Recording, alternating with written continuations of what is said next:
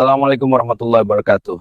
Harta akan dipertanggungjawabkan di akhirat, itulah tema yang akan kita bahas sekarang. Alhamdulillahirabbil alamin, segala puji bagi Allah yang telah memberi kita nikmat iman, nikmat sehat, dan nikmat harta.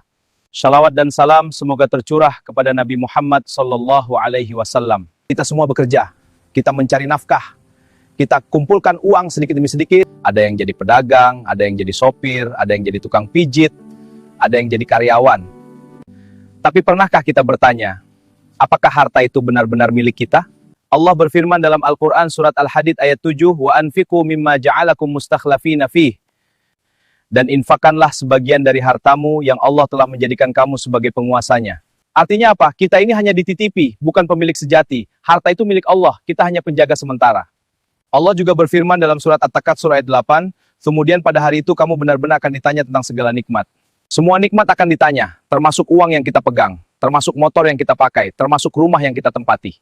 Ditanya, bukan cuma ditanya punya berapa, tapi ditanya dari mana mendapatkannya, halal atau haram, untuk apa dibelanjakan.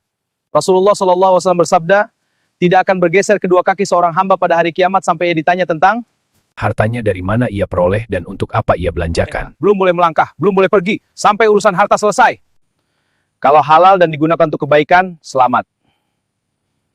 Kalau haram dan dipakai untuk maksiat, berat hisapnya. Kadang kita terlalu sibuk mengejar dunia, sampai lupa akhirat. Allah berfirman dalam Al-Quran, surat Al-Munafikun ayat 9. Ya ayyuhalladzina amanu la tulhikum amwalukum wala auladukum an dzikrillah. Wa may yaf'al dzalika faulaika humul khasirun. Wahai orang-orang yang beriman, janganlah harta bendamu dan anak-anakmu melalaikan kamu dari mengingat Allah. Dan barang siapa berbuat demikian, maka mereka itulah orang-orang yang rugi. Karena cari uang kita tinggalkan sholat. Karena kejar rezeki kita lupa zakat. Karena takut miskin kita pelit sedekah. Padahal yang membuat kita kaya bukan kerja kita, tapi izin Allah. Saudaraku, harta yang tidak dizakati akan jadi api. Harta yang tidak disedekahkan akan jadi penyesalan. Tapi harta yang dibelanjakan di jalan Allah akan jadi cahaya. Sedekah tidak mengurangi harta. Zakat tidak membuat miskin. Justru itu yang menyelamatkan kita di akhirat. Maka mari kita perbaiki niat mencari nafkah. Niatkan untuk ibadah.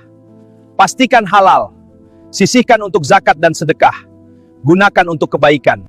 Karena suatu hari nanti, kita akan berdiri sendirian di hadapan Allah. Tanpa dompet, tanpa rekening, tanpa ATM, yang tersisa hanyalah amal. Semoga Allah menjadikan harta kita sebagai jalan menuju surga, bukan sebagai sebab kita masuk neraka. Amin ya rabbal alamin. Wassalamualaikum warahmatullahi wabarakatuh.